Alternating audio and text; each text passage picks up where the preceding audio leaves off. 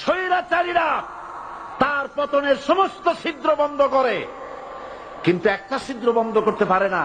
মনের ভুলে সে ছিদ্রটা থেকেই যায়, যেই ছিদ্র দিয়ে আসলে তার পতনটা হবে। ক্ষমতায় গিয়ে মনে করে চিরকাল ক্ষমতায় থাকবো। ক্ষমতায় যারা থাকে ক্ষমতার মোহে চতুর্দিকে অন্ধকার দেখে, মনে করে আমার পতন আর হবে না। কিন্তু তোমাকে বুঝিবে যে গোকুলে বাড়ি শেষে। গাড়ির চাকা সব সময় উপরে থাকে না। গাড়ির চাকা সব সময় উপরে থাকলে গাড়ি তো চলবেই না। গাড়ির চাকা ঘোরে বলেই তো গাড়ি চলে।